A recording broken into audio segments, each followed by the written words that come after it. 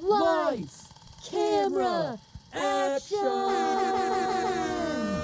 We're shooting threes, just SMB. We're gonna watch and review film trilogies. It's all for laughs, so just sit back. We're gonna drop hella dimes on this podcast. Welcome back to Shooting Threes. Bam, bam, bam, bam. I hope you guys are hype as fuck because we got another hot trilogy coming at you. Oh my god, action-packed this one. Hell yeah, baby. I can't believe I was excited. When you picked this one, I was like, they're not going to see it coming. No. It's going to be full of thrills. And chills. And Dare I say it? Yes. Well, I'm Sarah Griffith, as I was trying to say. I'm a host. And Bridgett, you're another host. Say your name. That's me. I'm Bridgett. I know. We're just so hyped about our so exciting, a laugh a minute, full of gags, giggles, and chuckles, this trilogy. Do you want to say what it is? I mean, it's your pick. It is my pick. So I think you get to announce it. Sarah, what are we going over? What are the next 3 podcasts of our life going to be about? Well, if you haven't already been spoiled by the title of this episode, no doubt. Which you already almost certainly have. Yeah. We are diving into the Before trilogy. Hell yeah. Richard brother. Linklater's light, hilarious, goofy, silly examination about fart jokes and poop and pee. Not at all. No. But no, I was thrilled And scared. and a little nervous to do this one with you, but I am so excited because Sarah, I don't know if I ever told you this about me, but I have a film school degree.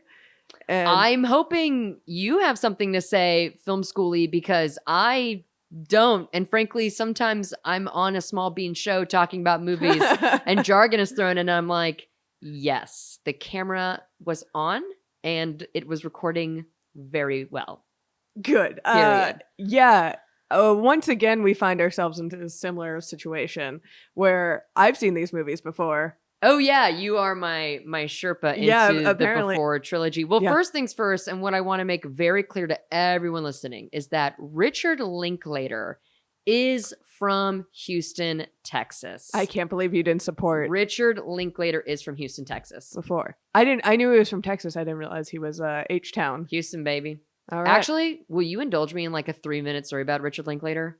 I mean, if not now, when? Okay, it's about Boyhood, so it's a slight diversion, but it's just so funny I never get a chance to tell the story. So I did a PR internship with this woman named Lydia in Houston, and she's fucking awesome. She is so PR, and she's really good at her job. Yeah. And one of her clients is the Houston Museum of Natural Science. What's famous about this museum is there's like a butterfly exhibit. It's like a giant terrarium. Ugh. You walk through, I there's hate monarch those. butterflies. Oh my God, it's like every year in school, that's like the field trip you take, right? I had butterflies land on me at like one of those places and immediate tears. Oh, that's the goal. I hated it. It's not for everybody. It's The not for everybody. butterflies are still bugs. Anyway, in Boyhood, Ethan Hawke takes his Yes. kids to the thing, whatever. And so that's her client. And so she went down there with like a Houston Chronicle reporter back in like 2007 or whatever the fuck. Mhm. And they're like talking and like conducting like a little interview, a little press drum up like, oh, motion pictures filming here. Richard Linklater, our Houston's own, blah, blah, blah. And they're, talking to like the movie's publicist. And it's like, who's in it? Ethan Hawke. Oh, that's great. It's going to be this, that, and the other thing. Oh, so cool. And at the end, they're like wrapping up and Lydia's like, so when is this movie going to come out? Never. And literally the person was like 6 to 5 years from now. Yeah. Wow. Anyway, that's my I mean, funny Linklater story. yeah. This film is done like it's, I guess, what his MO. It's before Boyhood. He started this journey to do this. They come out every 10 years. Yes. This trilogy. We're not going to get another one. Yeah. This one's not going to get ruined for us. Yeah. It's wrapped up. It's a wrap.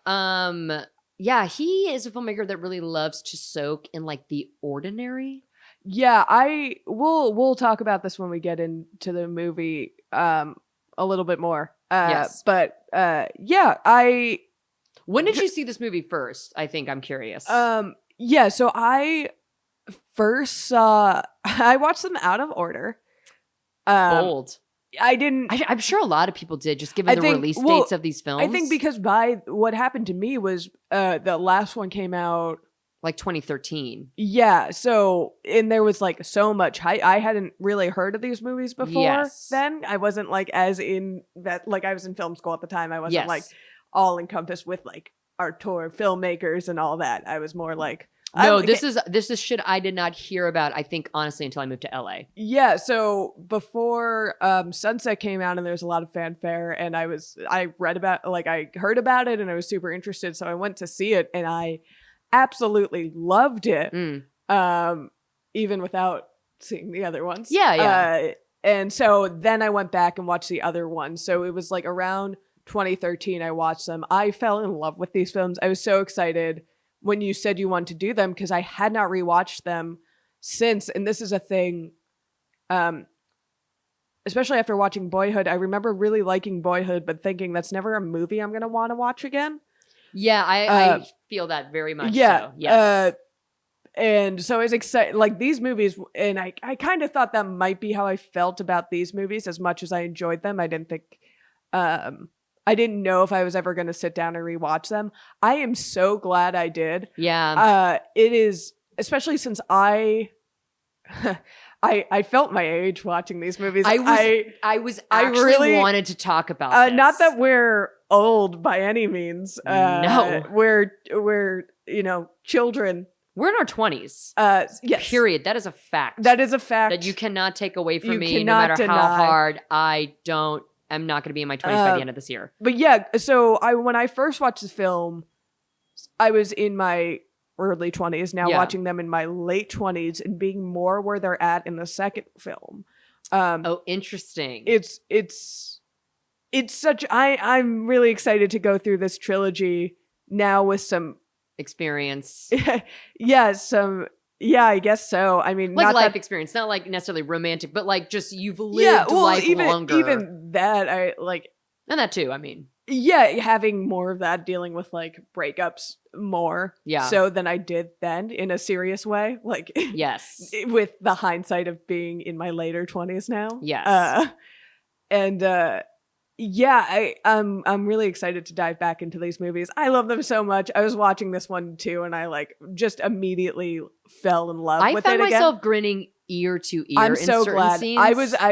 Okay, you knew I was gonna love this. I knew you were gonna love these Yeah. movies. I was really excited to hear your take. I mean, as I love most movies, but like this is exactly such the a kind of beautiful shit film. I love to see. Love to see this. Yeah, it's such a beautiful film, and it captures.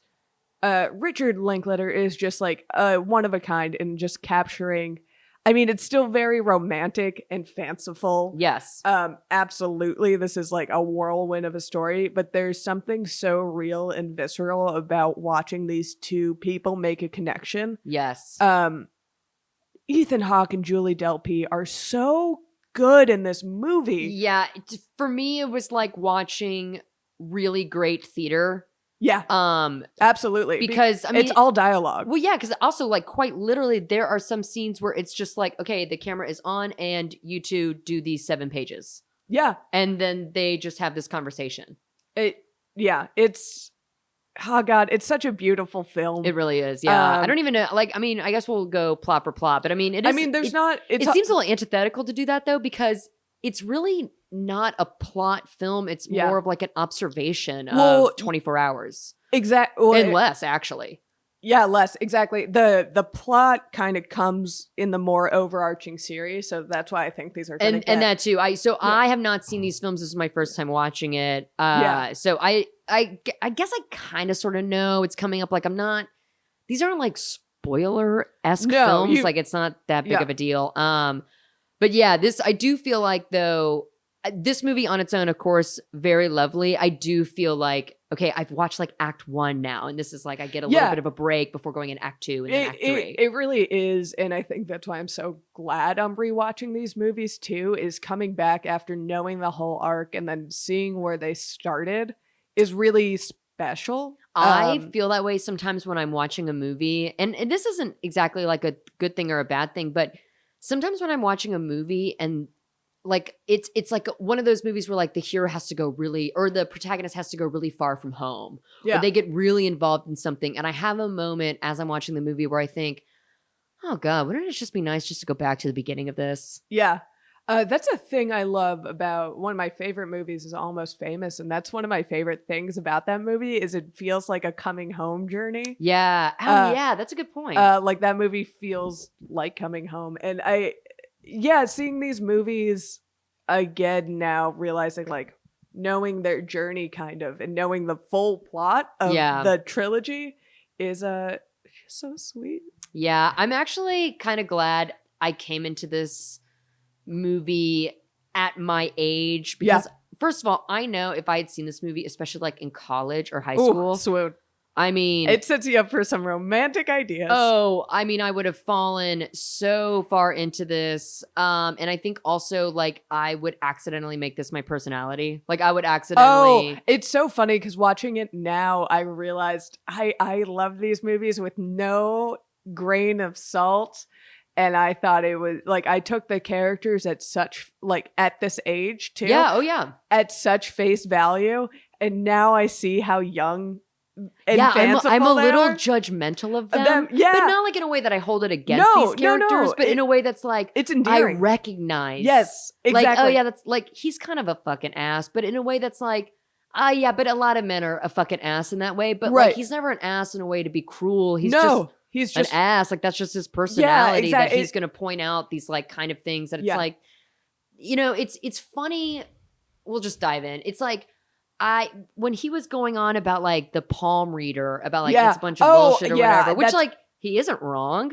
But he was being a dick about it. But it's just so what I found interesting about him, especially, it's like he is the one who initiates like this whimsical, like run away with me, like and get off this train and like join me just for a day. Like, what if you look back in your past and you realize, and like that's so like whimsy and romantic, which is so funny because like he's kind of not that person. Yeah, normally like this is such a moment of like freedom for him just to like believe in like a fairy tale almost in that moment. I do want to get there, but I do think we should start at their meet. Yeah, okay. And go through their journey a little bit. The beginning 3 minutes of this movie, oh my God, I love how this incredible. Movie starts. So yeah, they're on this train and there's this German couple arguing.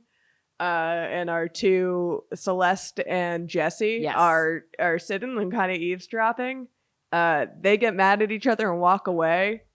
The German couple do. The German couple do. And then we get Jesse's opening line. Which, what I love about this and why I'm trying to build up my tolerance for like romantic comedies because my issue is so many of those movies start with the meet cute that I look at, I'm like, bullshit. Come on. Oh, give me a fucking break. But this feels so real. It does. Especially the connection you make with a stranger when other strangers are acting fucking crazy and you give them the look of like, dude, are you seeing this? And it's like, yes, actually, I'm glad you made eyes with me because I want to talk to another person about this crazy thing that's going on. And the fact that that's how they meet, like, I love when I have those connections with strangers. It's the best way to meet a person too. It really is. And there's something so, I mean, again, it is like a little bit fanciful, but there is something so real about this meeting of like these two hot, because they are hot. Beautiful. Beautiful. And realistically beautiful. Yes. They're not coming off the runway. No. These are like two people who you would see. Julie Delpy, arguably in some scenes, I'm looking at her and I'm like, Jesus Christ. For sure. But you know what? These are people who you could see at the grocery store. Yeah. And then you look at them and you're like, oh, wow, that's a beautiful person. Yes. You absolutely. know, that, and I like to see that on screen. Ethan Hawke also has like a, I was thinking about this because I was thinking, you know, at 23, I was in. I was like, I would do this. I would follow this guy to the end of the fucking world. That is so interesting because never for a second in my life, but go on. No, but now I'm watching it. I'm like, he has a smarmy look. He's like a smarmy 23. And now I'm like, I find myself like, I don't know if I'd follow this guy now. Well, right out of the gate when he's like, hey, I was about to go to the, you know, lounge or whatever. Like, do you want to join me? And she says, yes. Like right away, I was like, oh, that's so cool. Cause I would never, not at any age. I'd be too scared. I would be scared, but I would do it because in her mind also she's getting off.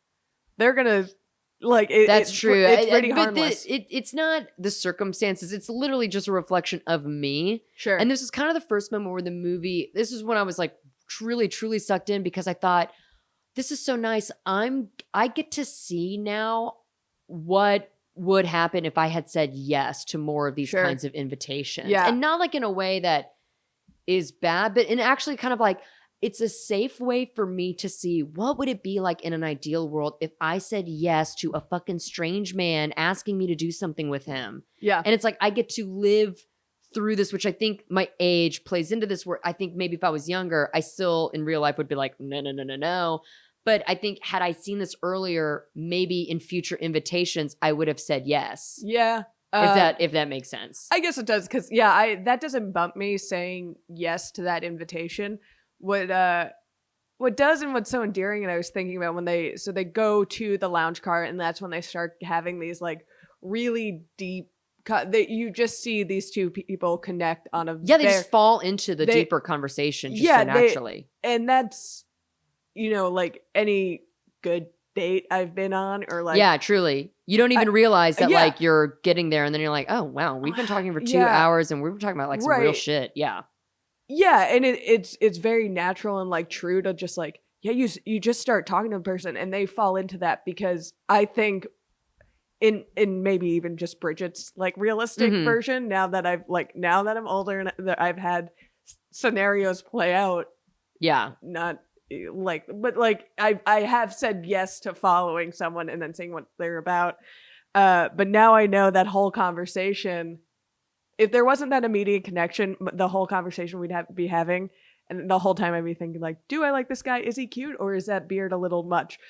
His teeth aren't great. Like I'd be just like do I actually want to follow this guy? Yeah, I will say, unfortunately, well, not unfortunately necessarily, but like in terms of falling in love with Ethan Hawke during this film, I know a guy who is so close to this character, and my relationship with him is such where like, I would never even if he asked me on a date, I would be like, what the fuck is your problem? Like, absolutely not. Like, just because the friendship and the even working relationship we have is so that like, I couldn't possibly. So like, I will say personally, that was kind of a bump for me, because it was like, he's so beautiful and I do love Ethan Hawke and he's so handsome, but this particular character is like, I feel like I'm watching somebody that I know and I would never, ever, ever be with. Yeah, I think this is also like the cynicism with age, is like he's talking about his loftier ideas and they do sound like, and it's good writing, acting, performing, that they are very much the ideas of a 23-year-old. Yeah, very much so. And he's just going on, and like now I watched that and I didn't think about it much when I was closer to that age. Yeah.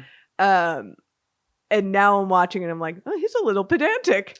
But at the time it was very romantic. But I do want to talk about the one conversation they have when he talks about, it like sets up the whole Richard Linklater ethos and kind of what this movie is, and especially what Boyhood is he talks about, she asks him like, what ideas have you had while riding on the train? You talk about these ideas. And he talks about wanting to do a cable access show where he just has people's feeds for 24 hours. I was like, that's so Linklater. And it sets up like one, I was like, immediately I thought Boyhood, but then I thought even these movies do that, where you're just watching people go about their day to day. And he talks about like the beauty and the artistic nature of day-to-day life. And there's also like a level of voyeurism too, where you really are spying on like a very intimate. Yes, there are a couple. It's like I'm looking into somebody's memory. Yeah, there are a couple scenes in these movies, and especially this one, where you're like, it's so intimate that it's almost uncomfortable, but it's so beautiful too. Yeah, it feels like I shouldn't be here. Like I need, like, these two need some time alone. I think especially that scene in the listening booth, when they're in that record store, is one of the most romantic scenes. Yes. Me, a cynical hearted person, is truly one of the most romantic scenes I've ever seen, where they're just like, and so true, where it's like awkward and they don't know what to do, and they're kind of looking at each other and looking away. So I read the New York Times did like an interview between Depley, Hawke, and Linklater, and the other screenwriter, Kim Kravitz, something like that. Shit, okay. Sorry, Yeah. IMDb me. But in any case, so it's by Ashley Spencer from January 2020, and I have it here. I'm just going to read it directly. Richard Linklater says about that scene. Mhm. That's the only time I withheld anything from the cast. The lyrics were in the script, but they had never actually heard the song. So you can see them really listening because they'd never heard that yearning, creaky thing in Kath Bloom's voice Yeah. that's so moving. Ethan Hawke says, it's probably my single favorite take of anything I've been involved with. Delpy says, that was really special. It was like magic. And this is what I really liked.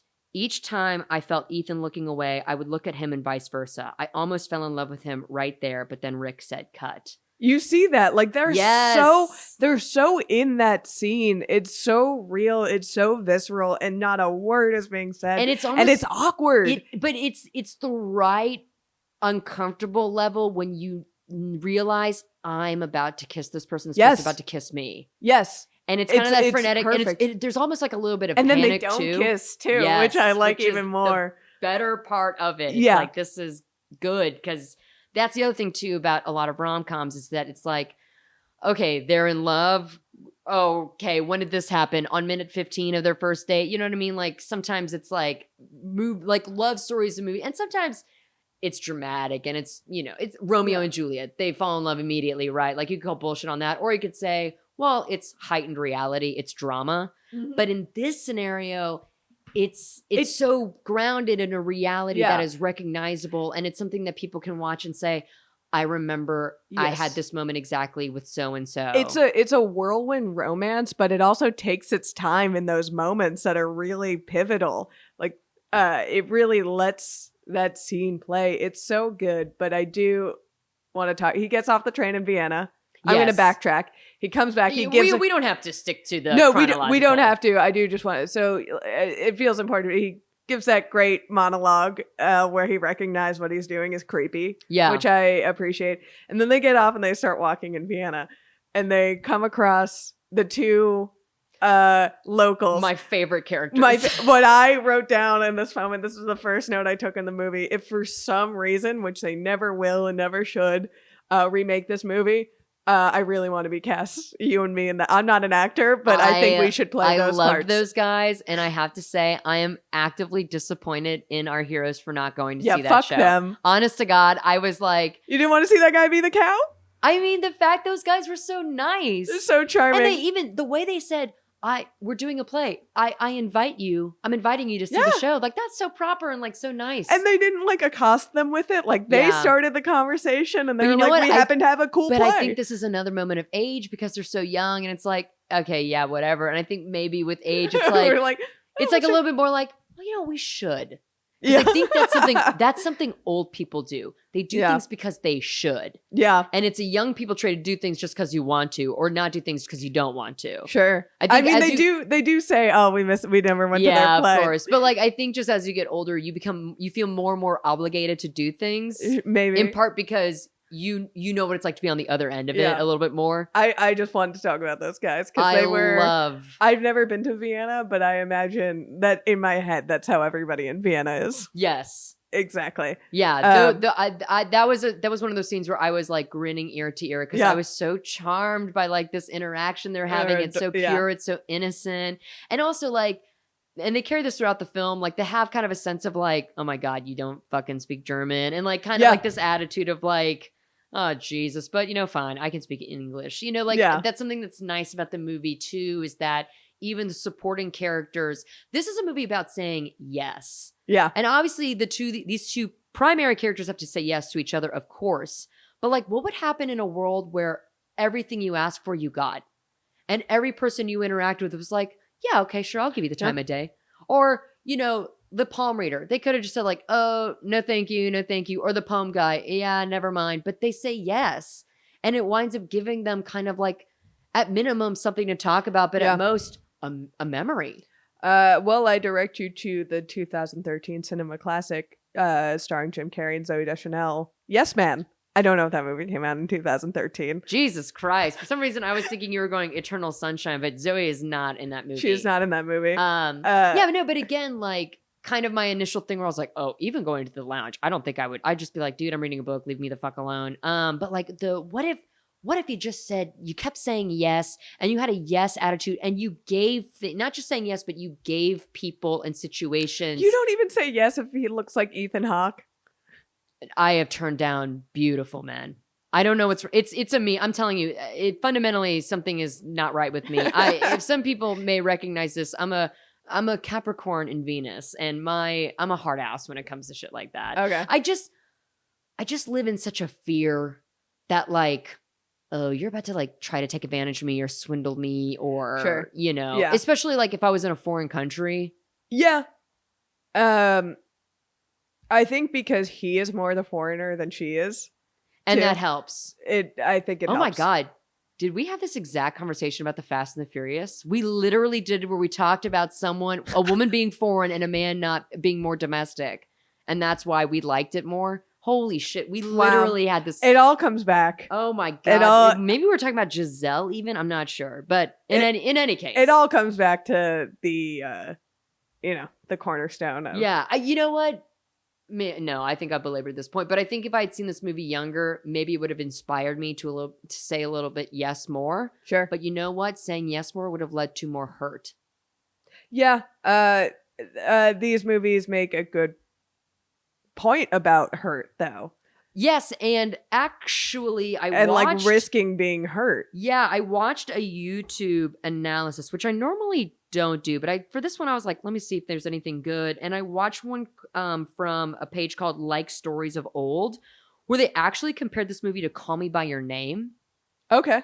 And my favorite scene in Call Me by Your Name is that monologue that the father, Michael Schulberg, is that who it is? Michael yes. Schulberg. Yeah. Yes. For some reason, I want to say Shannon. That's not right. That's definitely where not he right. gives that monologue about like, I know you're hurting, but this is what life is. Yes. And if you don't take these opportunities to fall in love, like, guess what? You are going to be hurt again, and you are going to love again. And this is like the beautiful thing about life. Yeah. And I think you could put that monologue even in this movie, and it's the same principle. I mean, it's a pretty like universal truth that this movie hits on too. But yeah, it does it in a really beautiful way. Like, especially like the whole time they know, or this whole movie is building this up as a finite relationship, as just this thing that happened one night and they're never going to see each other again. And can we talk about the scene where on the cafe, we're on the boat and they have the conversation that's like, are we ever going to see each other again? Yeah, it's such it's funny because I really like, he says something about why do we have to think that all relationships last forever? And I really like, even though this movie totally the overarching before trilogy completely. Oh, I mean, I would like, I know you guys are going to see each other again. I know they that completely eat these words and that ethos, but I think that's such a interesting way to look at relationships, because that is true. Some relationships are finite, and then we end up looking back on them. Even like non-romantic relationships, I think of friendships that I've had that were very meaningful and like very close, and I don't speak to that person anymore just for no other reason that our lives didn't cross. And like, because I think relationships, I have this idea in my head that relationships have to last forever. Meaningful relationships have to last forever. I now look back on those and am sad, instead of like, no, that was a really good relationship while it lasted. We just went our separate ways. Yeah. I would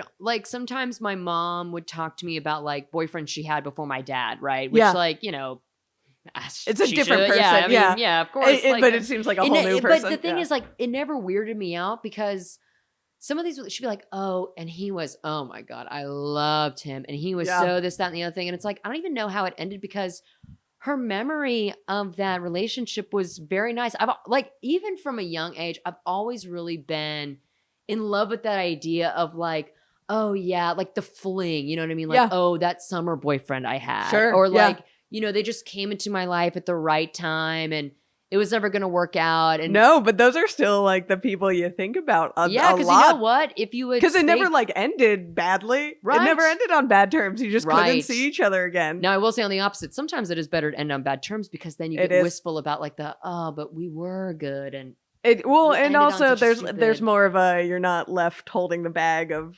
good memories and what could have been. That's the not anticipation, the expectations. Yeah.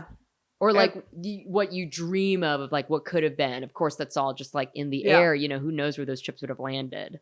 But yeah, I mean, it's funny because I like that idea so much, and that's what a lot of this movie is like propelling on, is the idea that they're just having this kind of like whirlwind. I really want to find another word that's not whirlwind in this podcast. Yeah, I mean, but it is. I mean, it's a dream. Like it feels like a dream. This like crazy night. And that's probably also because of that. A lot of the reason she says yes, because if you're already this far, you're just going to keep saying yes and keep living this experience. That's really nice. And like you keep it's kind of a trap where you keep saying yes and falling deeper and having these deeper connections with this person until they make a deal until time literally just runs out.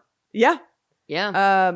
It's so sad and sweet, but yeah, I want to go back to the fortune teller scene because that is such a good scene. I love that scene. I loved her. I loved her. I loved again watching this in hindsight, having had arguments and like serious arguments in relationships and having little things that bug you and you don't say it at the time. You just like let the person be an asshole and not say it. And that I love because I forgot that it came up again. I forgot that she brings it up again and said that bothered me. Yeah, that was the thing that was like, you were kind of harsh back there. Yeah, because I think also I was I think I saw myself as like, because I get that like 23, I want to be cynical, but I'm doing it at the cost of everybody around me. Yeah. It's like not knowing when to shut up. Yeah. Not knowing that you're bumming out the entire room. You just think your idea is so important and that everyone just agrees so with busy you. Being smart, you haven't checked in to see like, is this landing? Yeah, exactly. Does anyone agree with me? Or like, what are we talking about? He's an asshole in such a like real way that like a lot of guys, but even just like young people, like certainly I don't want to put that on just guys because I've definitely done that where I'm just like, yeah, you bummed everybody out. Like we were having a nice time and then you had to go on this weird, like we, she kind myopic of painted this thing. whole like, mystical thing and then like pop. Yeah, that was horse shit. Yeah. Yeah. And she does call him out later and he's like, Mr. like, I have to kiss you right now. And like, get off this train. He's the one who like introduces like this whimsy to her. And then it's like, it's funny that there are moments where he's like, yeah, but I mean, that's horseshit though, right? It's like, you're the one spending the whole rest of your time in Vienna with a woman you just met. But on a train, how romantic is that? Yeah, but it's also so indicative of their relationship and without trying to spoil it, like how their relationship plays out, why these people work well together and why there's so much fire and tension between them. And they have so much to talk about because they have a lot in common, but ultimately like he falls for her. He's very much a guy who, and it's of that generation, I think, of that Gen X. And Richard Linklater is the Gen X. Yeah. X director, where it's just like, I don't like artifice, and that's what I'm going to lead with. And she... Even the atheism they talk about later. Yeah. And she is an artist. Yeah. She studies at the Sorbonne. She's an artist. So she looks like an angel. Like a... Yes. Yeah. Literally, when he said Botticelli, I'm like, yeah, literally her face is the face of a Renaissance statue. Yeah. She's so goddamn beautiful in this movie. And throughout. And I mean, she's beautiful, period.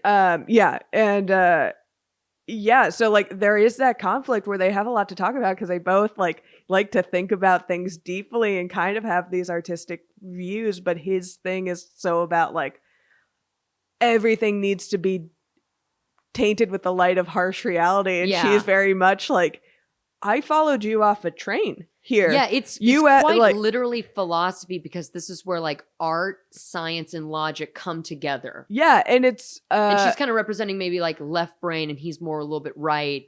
And this is how we work together as human beings. And it's also like I think a very like a thing that again I was able to reflect on a little bit more, that you have these ideas or things that have been put in your head that you want to believe. You want to believe you're this cynical person who doesn't fall for bullshit and sees right through all this bullshit.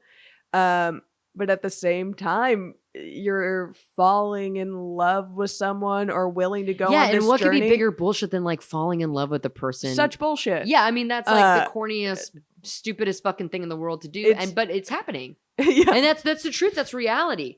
Yeah. Falling in love is so embarrassing, but it is like what you do. Yeah. And his like unwillingness and stubbornness and recognizing that is very like, I think a 23-year-old guy, especially, but I don't think women are innocent. I certainly wasn't. Sure.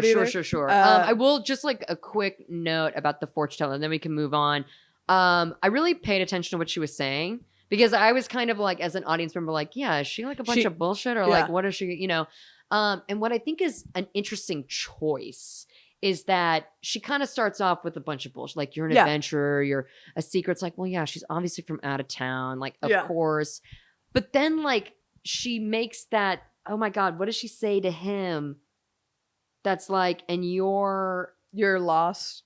Oh Christ. She used a word to describe him that was like, anyway, I thought it was an interesting choice that, like, kind of half of what she says is like, I mean, yeah, that's like vague bullshit, whatever. Yeah. But by the time it wraps up, it is a little bit like, oh, but she's made some points here. Like, that's Yeah. actually like quite a keen observation. And so it's a moment, for me at least, of ambiguity, which I think this movie weaponizes ambiguity for all the right reasons. Yeah, because that's the dramatic tension in this movie. Yeah. And I appreciate, because I think also, like, love is very ambiguous. Relationships are very ambiguous. I mean, this is like the biggest beast about dating a person, is that the time spent away from them, you might be thinking like, okay, when he made that comment about my blah, blah, blah, Right. like, was that, like, what the fuck was that even about? And Yeah. it's like, okay, it wasn't that big of a deal, but it, you know, like, that kind of like Yeah.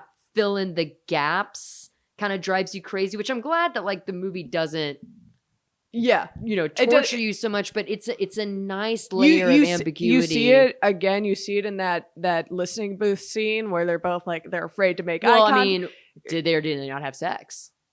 Yeah. You see it, and you see it in that negotiation she Yeah. has with herself about, like, should I? Because then he's just gonna see me like this, instead of like, what do I want to do? Yeah. Starting back up again.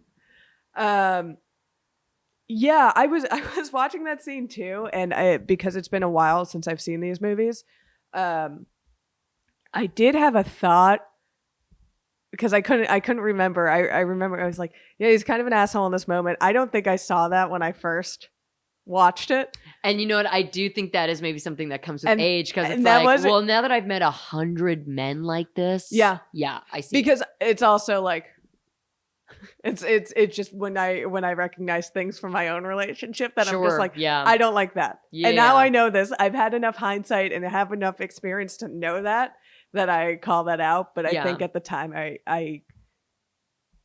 I would have been that big of an asshole. And I was really interested to see, after seeing that, I was like, is she ever gonna be as big of an asshole in this movie as he was in that moment? Not that he was a giant ass in that moment. No. He Yeah, was, he's he was just- like the right amount for like a he good guy. He was the level of asshole where if your friend was doing it, you kind of know to be like, fucking asshole. And Right. you like maybe kind of laugh at it. Like, oh, Right. come Yeah. on. It's not Yeah. like it's not by any means a deal breaker, but it's just like, No, and I don't hate him. Yeah. Like, No. that's for sure. no. But I was like holding out. I was like, did she do anything like that? And I don't think she does. Well, she's very sincere. She's very sincere. She really does believe I think that is in, like, life, truly. Yeah, and I think that was the one thing about this movie that, and I would say, I mean, it's obviously I'm going to rewatch them, but it's the one thing I would say is missing from this movie and these movies, is that her, I would have liked to see her be a little bit more complex than this, because her fault, I guess, is being too much of a romantic. Or It is borderline manic a pixie dream yeah. girl. Yeah. But not even manic. It's just pixie dream girl. Yeah, no, she's, yeah. Yeah. Because, yeah, she's not really flawed in any way other than, like, she's just kind of saying yes and going along with what he says. And it is an issue, her, like, romanticizing everything Sure. later in these movies, but that is kind of like a, I don't know. I feel like that's either a standard issue with men writing women. Is that how they see them? Actually, it's funny you bring that up because Kim Krazan is Yeah. the other writer Right. on this film. And in my readings, apparently, like, Richard Linklater had this idea, which, by the way, do you know about this? The real life woman No. who inspired these films? No. Oh, I should have taken better notes because I thought you knew this. So basically, this is from Recall. So if you have some details wrong, please. He was in, like, Philadelphia and he was, like, about to catch a train, I think, back to New York. And he was, like, just kind of killing time at a toy store. And there was a woman there who was kind of waiting outside. And they got to talking, and her name was Amy. And she was like, yeah, I'm just waiting for my sister to finish up shopping, whatever. This sounds familiar. Yeah. So anyway, they kind of had one of these days where he was like, well, I only have so much time. Like, do you want to hang out? Like, you don't seem to be enjoying yourself here. So they did. And they actually like swapped numbers and, you know, tried to keep in touch best they could, but they really didn't. Like in 2000 something, I think before Sunset came out, one of Amy's friends was able to get in touch with Richard Linklater and was like, hey, I've just seen like Before Sunrise. I know you got Before Sunset coming out. Amy died in a car crash at the age of 25, like something like 2 weeks before they started filming Before Sunrise. Oh my God. And the whole time I have chills. No, I can see, I felt bad because you were smiling and you were so entranced by the story. And he hadn't known that whole time. Oh my God. That's. Yeah. And I mean, they had like their moment. And like I said, like things just kind of fizzled out between them naturally. Right. But that's But still. the premise that like was kind of on the fact that like, yeah, I had this moment. It was so beautiful. I want to Right, capture yeah. that. And she died like in a motorcycle accident. That's awful. Super young. She never got to see the movie because again, they were filming while she was having like a goddamn funeral. Anyway, it's not like it's kind of amazing actually, but also like one of the most tragic things I've ever heard in my life. Yeah. And I wish like this woman knew like you inspired like 3 of the most beautiful films ever made. But I bring up this other writer specifically because Richard Linklater knew when he was writing this movie it was going to be between a man and a woman. He was like, I need a woman to fill me in on this. So not only was Kim Krzan the screenwriter also, but Delpy, and I keep calling her that because I can't remember her first name. Julie, you know, Julie and Ethan like basically rewrote this whole fucking film. No, I do know that they had like a big say. But yeah, I mean, this is the difference between I think like an actor writing and a writer writing, because when I write, I'm very dialogue forward because of course I'm thinking as an actor versus like to your point, well, like where's like a little bit more grit, maybe a little bit more complexity, maybe a little bit more depth. I think I just think because I don't know. This movie is so it rings so true to me so many times as like fanciful as it is. The dynamics of a relationship and two people falling in love and making a connection and like where their flaws are and how they deal with the flaws. Like even when she brings up him being an asshole to the fortune teller, she does it in such a real way to me to a 23-year-old. Yeah. In that like he asks, she says it, she doesn't like go for him at it. Like it's kind of brought up. But maybe the age is why she doesn't have some of that like cynicism because she is I think so. I'm young saying this, and that's why I'm interested to watch the other movies. Like I know she does get, you know, they do show like her getting harder, but there's never I don't know. I just feel like it's hard to explain because what I'm asking is for like a lot of nuance that we don't normally see. But I think it's I think about this with female characters, even in like these, you know, hyper artful movies or even something not so much. Like that's still, I feel like something we're missing in a lot of movies and TVs is like a woman being an asshole in a very specific, not super cutting deal breakery crazy way, but in a way that like women in relationships can be like people, not even women, just not people. In this movie, but there have been times where I've been watching something and a man will say something to a woman and I will think like, I would never leave that statement untouched. Like I would have piped up immediately like, what the fuck did you just say? Or something else. You know what I mean? Like, No, I mean, I think it's very true that like it's just the little ways people are assholes in relationships where it's not, like we said, it's not a deal breaker. It's not anything egregious. It's just like, hey, you're being an asshole in that moment. Like there've definitely been moments like that, and probably even more when I was that age where I just didn't want to bring it up or didn't know or was afraid to or like didn't know or didn't want to start a fight or anything, especially if you're just on this like what you think is a couple hour date with this person. It's not worth being like, hey, here are your flaws. Right. But I wish I saw something in seeing these movies that is like a little more nuanced from her, other than just like her being too much of a romantic. Yeah, I would say my counter argument to that is that like I feel like I'm watching a memory. Yeah. And in your memory of people, especially people you love, do you remember their not so positive traits? You know what I Sure. mean? Like, what light do we put people in from our past and in different stories? We're Yeah. like, you know, maybe a story about a friend I have, like, oh my God, they were the problem that day. you But get- in another story, it's like, oh, thank God for them, Yeah. you know? I think it's definitely something to track as we watch these movies. I think it will be like an interesting just thing to come back to. Not that it's like a flaw of this movie. It's just, yeah, it's something that watching these movies made me think of. Like, I don't know. I don't think that aspect in this relationship is ever like explored. Like, Yeah.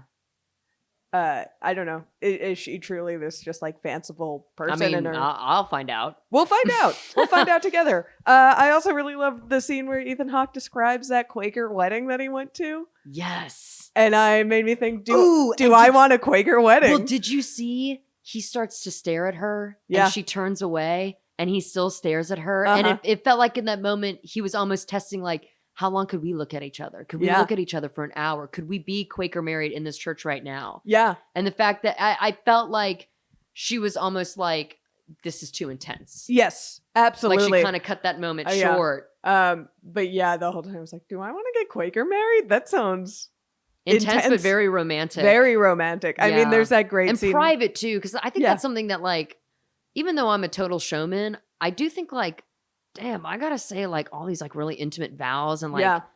kiss this person in front of everyone I know. Like, oh, I think about that about proposals a lot nowadays, that they're like set up to be social media events, and I'm like, I don't Yeah. know, like there's something so nice about how private this whole thing. I've even been thinking like for the longest time I always thought it'd be cool to have like a photographer hidden somewhere so you can have the photo. I of know that, so but many people actually I don't. I want think that. I'd rather just be proposed to. Yeah, because don't you want that moment where you're just like alone in it? Yeah, I'd rather tell the story. Because Yeah. truly, the photo is one thing, but that's what's fun. And when your friends get engaged, it's like, well, so we went to Right. lunch. You know what I mean? Like that 'Cause is like don't what you- I'm excited Don't you to know hear. so many people who like get engaged and like there's a whole thing planned and there are a million fucking people there? I mean, yes and no. Yeah, I don't know that many people have gotten engaged, though. To be fair, sure. I didn't go to one of those high schools. I yeah. That's fair. One of those high schools where people get engaged. Yeah, I know. No. I also Ethan Hawke tells that horrible story about his friend. Yeah. his Oh atheist my friend. God, that That's more of a red flag that he's friends with someone like that. and the fact that he thinks that's a funny story to tell. Well, he says yes. I'm glad that she says that's not funny. That's Yeah. that's cruel. No. Well, he does say like this is isn't terrible, this is a yeah. terrible story, but I would have like chewed that friend out for doing Yeah, that. I That's a would've- horrible story. Someone I wouldn't be laughing telling that story. I would be like disgusted. No, Like, can I'd you be believe like, he and did I that? don't talk to this person anymore. Yeah. Is how that story ends. If But you you're- know if you're what? trying to recall what we're talking about, Ethan Hawke tells this Yes. story about an atheist friend of his that sounds just like the worst Bill Maher atheist in And the I world. do think though And that he has that in him. He has Yes. that's that quality at the fortune teller that we didn't like. or Of, even like- the poet, because that's another moment of the ambiguity of like, do we Yeah. want to believe that this poet like wrote this out of thin air? Yeah.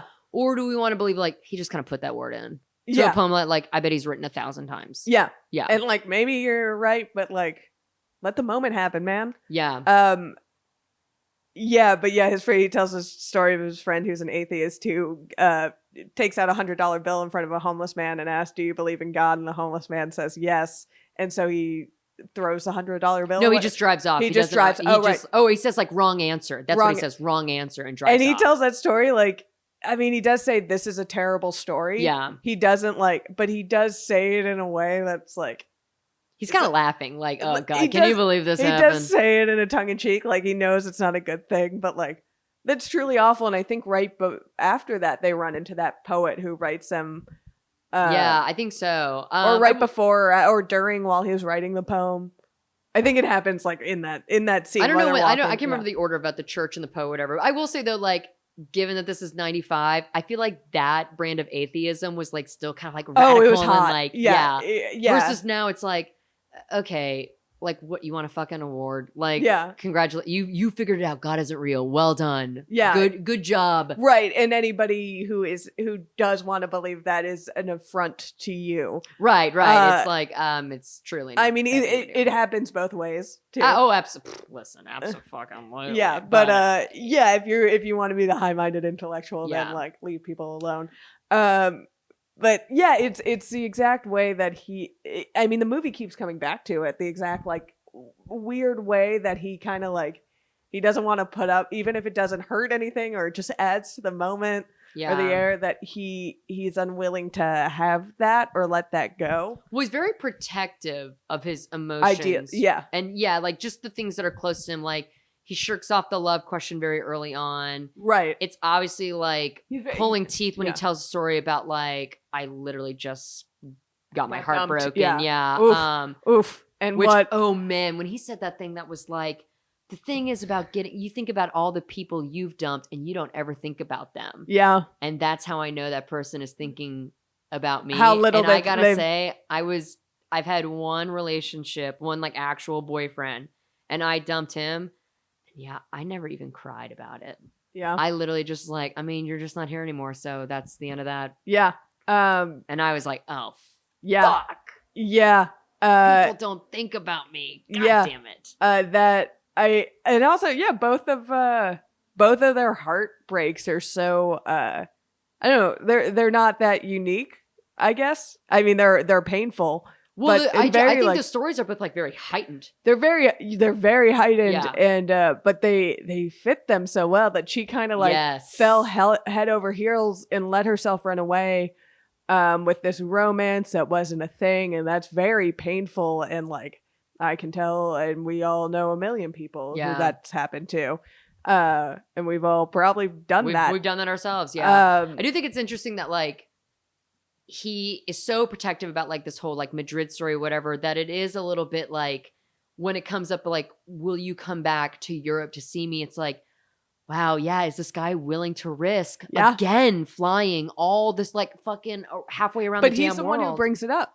Yeah. He's the one who says, I'll come back here. Yeah. It's like really kind of remarkable that it's magic, really is what it is. It really, that, like, you would be willing to go through this, like with the risk that like you've already been through the worst version of how this could go. Like maybe this could be the best version then. Yeah. No, it shows that he is a romantic, even for all of his like, yes. I mean, we see it throughout the whole movie, but he's so like unwilling to budge on his idea of himself or what he thinks his ideals are. Yeah. That he's unwilling to contradict himself. Yes. In any way, even though he constantly does it throughout the entire movie. Can we talk about the scene where they go into that restaurant and they call each other on the phone and they role play like each other's friends? Because I loved that. And I thought, next time I'm dating somebody and it's like maybe third or fourth date and it's like, okay, actually like things are happening, I would love to play that scenario out. Because isn't that like such a fundamental curiosity when you're dating a person? Is like, do their friends know about me? Like, what are they saying about me behind my back? Yeah. Or like, you know, I speak so highly of them to my friends. Like, do they reciprocate that? Right. You know, not that I'm like hung up about like, what is he saying about me? But like, that is just kind of a curiosity you have about the person that you're seeing. And like, how would another person describe you to another person? It's also so vulnerable that they do that. That scene is like, because they like play those out, and she goes like way further than she has to in describing him. They themselves kind of talk about this, but the brilliance of having a relationship that has an expiration date like this, you really can just like be full throttle. Yeah. Like, I mean, we may as well put it on the table because like we may never see each other again. Yeah. No. So like, let's just open ourselves up to this possibility. Again, like it's the guaranteed yes. Like if everything was going to work out perfectly, how would you live your life? How would you approach relationships? It's really like such an incredible way to start a relationship. Is just like, say like, listen, we're going to get married one day. So with that in mind, why don't we just be very honest and open with one another? They kind of both like get into this tacit agreement that we're going to get deep, and they clearly already have such a, there's something already there. There's that spark that they just like keep fanning. It's so good. I also want to go back to that Julie, that sex scene, or maybe not. I say no. I say they did. I thought it was pretty. You know what? I figured you would say that. I thought it was pretty obvious that they did. So I say no, because Richard Linklater even spoke to the fact that like this is like a big question that people have about the movie, and so like he purposely left it ambiguous. And we do see like the next day like her little undershirt of that dress was off, but like I think They definitely look like they had sex. They're like a Well, little, I think it's but they also were up all night. Well, so. To me, I think it's one of those things where they like obviously fell asleep in each other's arms. I also can easily say like, well, she took the shirt off because she got pity. Like, I mean, how many hours in a row are you wearing a shirt before it's like, just like take the fucking shit off? I heard when even I said like they looked disheveled, and I was like, well, yeah, they'd been up all night. They slept literally in a park. Yeah. Which is also another reason why I don't think they had sex. Because even though this is like a whimsical dream, I mean, how often are you like just fully fucking in public like that?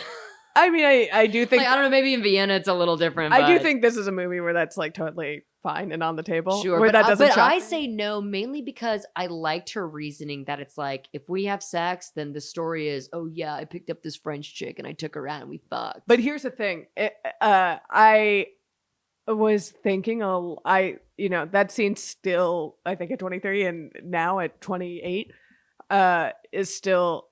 Like that's so far away. I know, right? But also in a bigger maturity, way. Yes. It is. Yeah. Yeah, that's still really like that negotiation she has out loud still hits home. Yeah, and so, I'm glad they talked through it too, because it's like, yeah, this should be discussed. I know, yeah. Which is another thing about a lot of romantic or like rom-com movies where it's like, sometimes it's like, okay, can you two just like talk like a little bit about like what is happening instead of just like constantly fucking each other, constantly yelling at each other. You know what I mean? Like there has to be a scene where you two have a conversation about stuff. Yeah, and it's because like also they get touchy, and this is ultimately a movie about women and men and their relationships and like how compatible they are. They had this conversation a lot. She gets heated and wants to stop talking about it at one point. Yeah. And I like how she said, we could talk about this forever. And couples like us have had this conversation over and over again. It's like, yeah, truly. And I think that's such a good, the scene in the park where she's negotiating whether to have sex is such a good kind of encapsulation of that issue of like, yeah, we're having this nice time and like I am falling for you and there's a connection here and it's real. But I am afraid this was all like there's always going to be that fear that this was all a game or a trick, or the minute that I stop being an intellectual to you, or someone you connect with, not necessarily. Yeah, I guess I kind of touched on a primal fear that I have where like it runs really deep. And this is another reason why I say no to so many men, because there's just even though I know this is like the nature of life, there's just something weird to me about a man coming up to me, a stranger, and already he's done the math of like, I would fuck you. Right. And now he's talking to me and he's trying to fuck me. And it's like, you don't even know my name. But she does say, I decided I'd sleep with you. Oh, sure. When I got off that train. And she has a point that like, if they got, there has to be a sexual attraction there. She makes a point that I thought like, and I was like, yeah, I would do the same thing. If they got off that train and got a motel room, or a hotel room, or a hostel, or whatever. Which is how that would happen in real life. In real life. They would immediately go to a bar, they'd get drunk, and then they would fuck. Or even just like off the train, just go get a hotel room. Because that calculation has already been made. But the fact that they didn't form this deeper connection, now she doesn't want to ruin that. Yeah. Which again, I think, maybe this is fucked up. I mean, part of the reason why I don't think they had sex is because I think, well, why would they need to see each other again? Couldn't they just say like, we literally had a whole relationship? Yeah, well, I think it's sad if they don't, honestly, because, yeah, I mean, maybe it's me being but like a romantic in whatever way I am, I don't see myself in one at all. In any. Yeah, because I'm here saying like, yeah, because like the sex would make it something else, but you're saying the sex wouldn't make it romantic. Or you would just be solidifying their physical connection because they've solidified their emotional and mental connection. I just kind of think it'd be a shame that that's what's holding them back from doing something they clearly want to do. It's kind of that those dynamics are still like, even when you have this very deep connection with someone, you can't escape that dynamic of, will this ruin it all? because I 100% get where she's coming from, and if they don't have sex, like I understand. Yeah, and that. what I like too is that he gets it too. Like he's quick to agree. Like, yeah, I see your point there. No, yeah, and that's what's like a little heartbreaking, and maybe something like you just can't get around with the dynamics between men and women. Yeah, this constant like tension of like we could fuck. Right. Or yeah, and just how those relationships are set up, that it's set up to be seen like women have to be so on their guard and like calculate every decision they're gonna make. And so far it seemed like she hadn't, and she was just going with the flow and letting this all happen. And that like to have to put the pause on that in such a way, because men throughout history and time and forever have seen women as sex prizes. Yeah. Even if that's not true with him, it's still unavoidable. Well, the thing she said about like I want to like, and also if we had sex, I'll miss you. But she's gonna miss him anyway. That's a bullshit argument to me. No, I think that is a very what she talked. I heard her exactly because I know exactly what she means because I remember what it's like to wake up with someone next to me. I remember what their skin feels like, the smell. Like I actually hear her 100%, and I'm with her on that tenfold because I've been on plenty of dates where it's been like, okay, this is we're just having conversation, and like that's the end of that. No, but they kissed, and there's clearly something more there already. Like they've made out very intensely. No, but I mean, of course she's gonna miss him whether or not they have sex. But I understand what she means. I'm going to miss you physically. I'm going to remember how you feel inside of me. Like that is how intimately she's talking about missing a person, where it's like, I'm not just going to miss being around you. I'm going to miss the way you feel on top of me, which is a much more visceral, wistful feeling and more painful of like, I know how good that felt. I still, I don't know. Cause I mean, they also could very well have had sex. I just, the way I saw that scene was... I've had that play out both ways. Yeah, and I, it works either way, truly. So I don't know if I personally buy that argument. I think there's something very sad, which is true if she like has to, it's just a sad truth of life that there has to be that block. Yeah. And I think because I was swept up in the romance of this movie, I thought that they did. I let myself think that they did forever. You know what, actually? I think I'm a little bit fucked up because I know this relationship is a little bit long term. Mm-hmm. And I do know, of course, the golden rule of wanting to be in a relationship for a long time, you don't have sex on the first date. And I know like a lot of long relationships that have turned into marriage, that have turned into a lifetime of togetherness, are relationships where like sex is delayed. No, that's not true for all relationships and all people, don't get me wrong. Yeah. But like that is kind of the philosophy. I mean, you've heard of that shit, right? That like, of course I heard. I don't like. Have you ever heard someone say like, "I'm really serious about them," so like we haven't had sex yet? Yeah, and I get that, and that's someone's choice. It just in that moment to me, it read that she really wanted to have sex with him, and I really thought she was truly in doubt. I felt her trying to rationalize not doing it. I think she really wanted him in that moment, and had all these kind of intellectual anxieties. Yeah, I kind of saw it as more like, well, the inevitable conclusion is we have sex right now, but like I truly don't even know if that's what this is, or like if this is what it's a culmination. To go back a little bit, the precursor of that scene is actually, I think, my favorite scene in the movie, when they go to the bar. Oh, at the pinball place where they're talking? No. She says, I'm going to steal the glasses and you get the bottle of wine. Oh, yeah. There's no way that bartender gives him that wine. That interaction, That's the most romantic part of that movie, is that bartender giving the wine. I was just going to say, I was grinning ear to ear, and I thought there was something so beautiful. He gives the bottle of wine, and like, the bartender gives the calculation of like, hot girl, desperate guy. Yeah, man. If I were you, I'd fuck her too. Here, have the best night of your life, is what he says. And what I love is that for the bartender, it's like, chicks, hell yeah.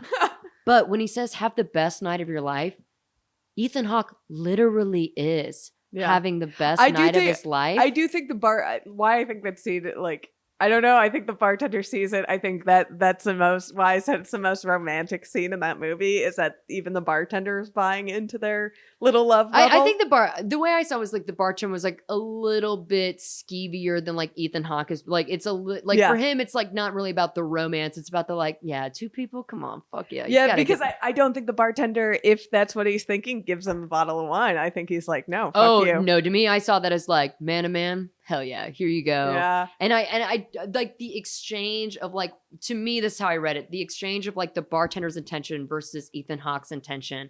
I thought is such a nice like, and again, that line where he's definitely implying like, oh dude, fuck the shit out of her. But really what's more true to the plot, what's more true to Ethan Hawke is like, no, literally, I want you to have the best night of your life. Yeah. And again, perhaps another moment of ambiguity of like, well, what's the intention behind giving the wine? Is he really like, I believe in love and I believe in what you're doing and I see that and I shake your hand and here's a bottle of wine? Or, fuck yeah, dude, fuck this fucking bitch. Hell yeah, totally.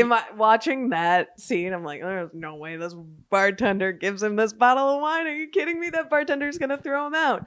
Oh, definitely not. Yeah, definitely in no real world would this happen. No. Maybe the 90s were a lot nicer than we think. But that's why I think like that is the most romantic, in a silly way, the most romantic scene in the movie. That like in the bar, because I don't think the bartender gives them the wine if he's just like, oh, you just want to fuck this girl? No, buy a drink. Oh, it'll do the same to me, thing. It's literally the exact opposite because That's I so think interesting. it's a man looking I at get a what you're man being saying. like, fuck yeah. I get what you're saying. But if he was just like, oh yeah, I just want to take this girl out. I don't even know if we're gonna have sex tonight, but like I'm really into her. We've had this conversation all day and we're so in love.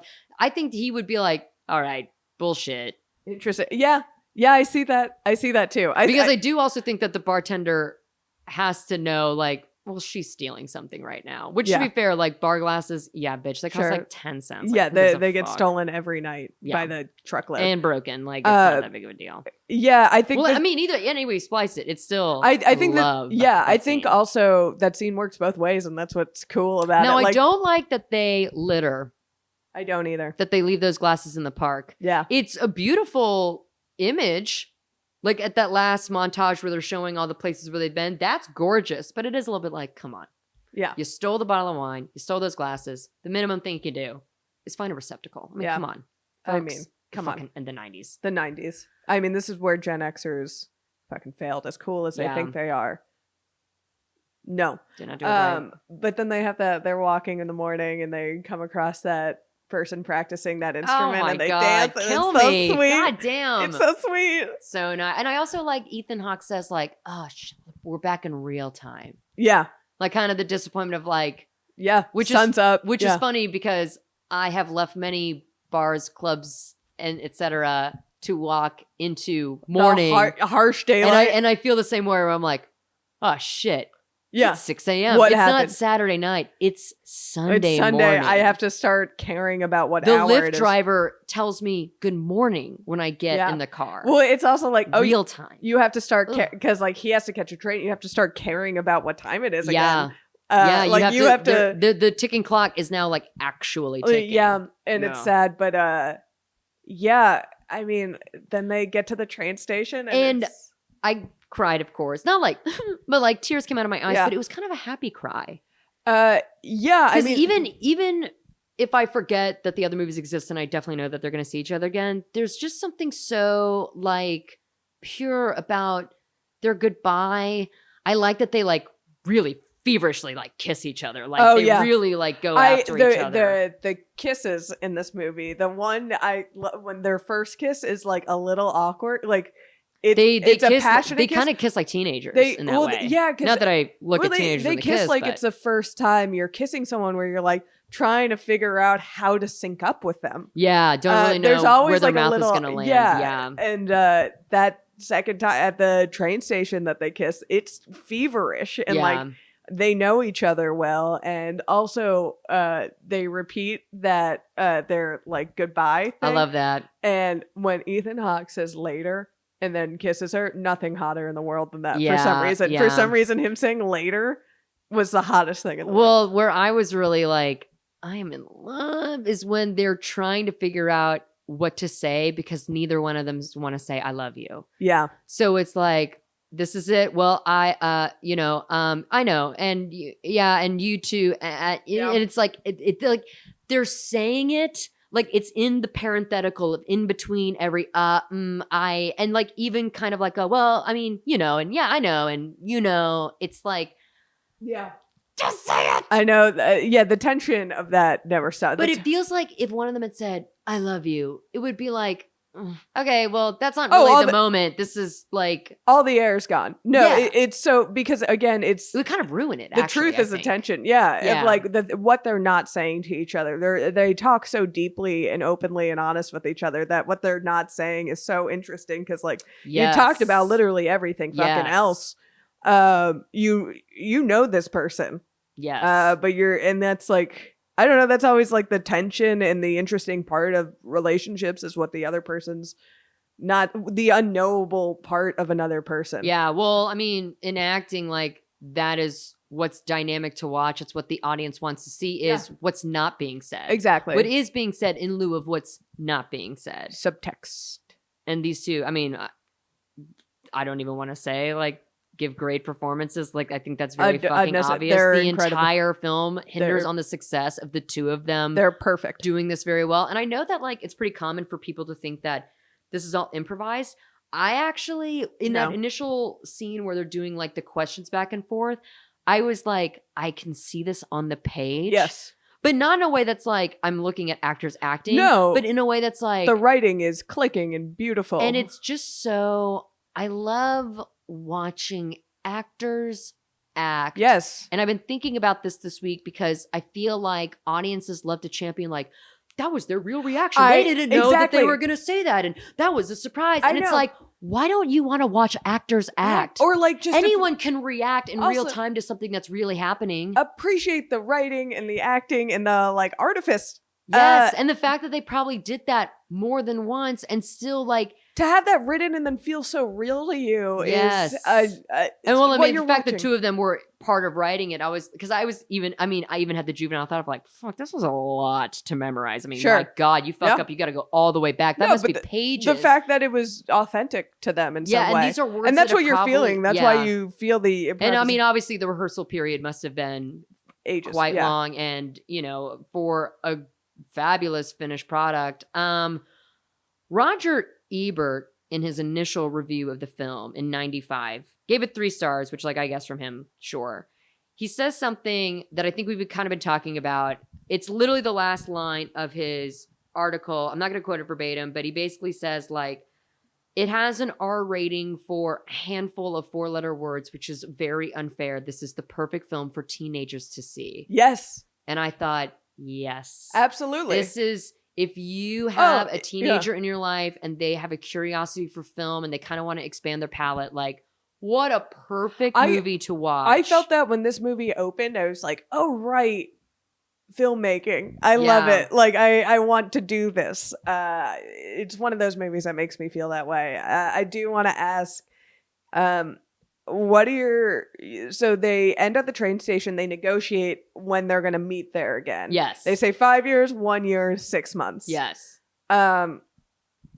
What's your take on that? How do you think this? I mean, it's just hard to have a take on it because I know there's 2 movies that come after this. No, I know, but that's what's interesting is what I was thinking? Oh my God. At the end of this film, I thought, oh, wouldn't it be horrible if one of them showed up but the other one didn't? Yeah.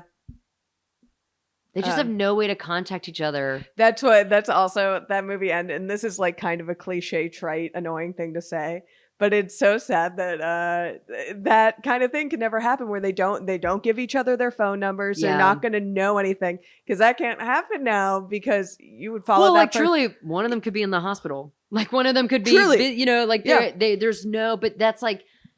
That actually, you know what's funny? The line I was expecting one of them to say, but they never did, and like I'm grateful for that. I really was expecting one of them to say, "Well, do you think we'll see each other again?" Mm-hmm. Yes. Well, then we will. Like that corny shit is in a lot of other movies, right? No, I like that they didn't say that because that's not a real thing you say. To people. No. And when you say that to people, you really never see them again. Yeah, I mean, and they talk so frankly about those relationships where you have this really intense moment with someone and then it fizzles out and it's sad And I don't know exactly. it sets it up to be that. Yeah, I don't know if I've made up my mind about whether or not they do meet up, but what I can very easily see is the both of them getting back to their respective homes, and then through the months kind of having this back and forth of like, okay, was that really everything that I thought it was, or have I reality inflated the reality? Right, they check? were in But a I love think- bubble, and that pops. But I think the curiosity of what could be and what could still be, I think would drive them to getting that ticket especially and traveling like and going think those of, lengths. Yeah, Ethan's Hawke character, who we know has had this issue with going to Europe, Yeah. following a girl before, and is also such a wannabe cynic. Yeah. To go back into the harsh light of reality that is so cruel and unforgiving, and that he likes to brood in. Yeah. To pull yourself out of that when you're not in this love bubble, to go back to it might be kind of hard for him. Yeah. But you know what? I really do think, and I'm speaking from personal experience here, there really is something about when you walk away from an encounter with a person or relationship, a friendship, you work together, you dated, like whatever it is. I really do feel like sometimes you get the feeling, I think we will cross paths again. I don't know how, but I feel like this is not the last I've seen of you. mm-hmm. And I gotta say, that's happened to me. Yeah. Where someone who, like, we ended things or we just kind of fell out of touch, whatever. It's like I have this feeling of like, yeah, but there's something left that we will return to one day. And I don't know how soon that day will come, but and it's not like I'm going to wait for that day. No, It's like, I'm going to live life, but I wouldn't be surprised if you texted me one day. Right. Yeah. Well, So that's why I think, given the lived experience I had and have had, but specifically the one I'm thinking of, that's part of the reason why I think the curiosity drives them crazy and they have to see each other again. so funny. Or they at least have to meet up at that place. Yeah. To see if even the other one would show up. Yeah. It's you picked this trilogy, and I was happy you did, because I love these movies and I love talking about them. I also had the thought that these, us talking about it is, we've had very personal podcasts before, revealing stuff we didn't want to. But this is gonna be a different. You can't talk about these movies without being a little bit personal about it, because like these are very personal films. Yes.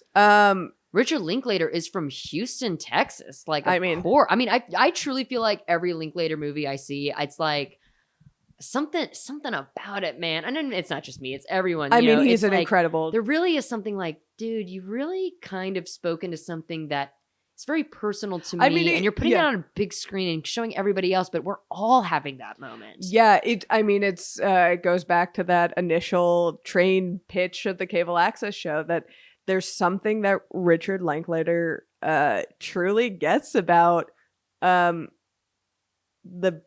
beauty of the mundane and the day-to-day life, just the curiosity or the voyeurism of it. The universal like traps that we all traps, and maybe they're not maybe traps is too harsh, but like universal patterns are things that we all fall into and are very natural, but also feel so personal. Yeah. But are still universal. Like, falling in love is if you're lucky, I feel like it's a pretty universal experience at some point. But it's also extremely personal. It's extremely personal, and I think that's what makes these movies so interesting, is that you relate on such a deep level, but it's also so, I don't know, the story's so beautiful and so personal, and these two are like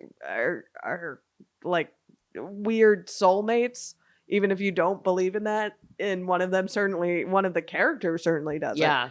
They're so good. And I can't wait to talk more about them. I know. There was a concern that these weren't going to be funny, but fuck off. These are... Yeah, this was not funny at all. I'm so sorry. Whatever. But, if you want... We've got plenty of hours of podcasts to listen and laugh at and with.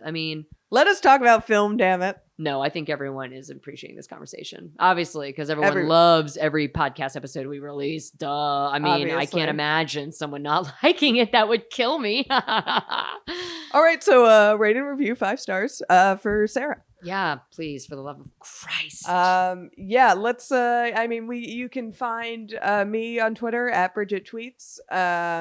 And this, and you can tweet at us at Rough Stuff Pod. And Small Beans Patreon, which you're probably on. Yes, please. Listen to the other shows on the network too. Bridget and I have popped in and out of a few other podcasts like Frame Rate. Of course, you can always listen to Cast and Curious. You can listen to some rough stuff. Tell a friend. That's also very helpful. That is very helpful. In the podcasting world to go talk ahead, about us to your other friends. Let other people know. We're your friends, and we can be their friends too. Exactly. So thanks for listening. Thanks for joining us on this. It's going to be a journey. Very serious, very down to earth, grounded miniseries we're doing on the Before trilogy. We'll see you in the next one. Threes. Bye. This has been a Small Beans endeavor. We're a bunch of pals who make podcasts, sketches, music, web series, and movies. The Beans always have new ideas percolating, so make sure to check us out at patreon.com/smallbeans. That's patreon.com/smallbeans, where you can browse all of our current and past content, see what we've got planned in the future, and learn how your support can help the Small Beans grow into huge, giant monster beans. If you enjoyed this content module, please like, rate, subscribe, or tell a friend about us. We love you.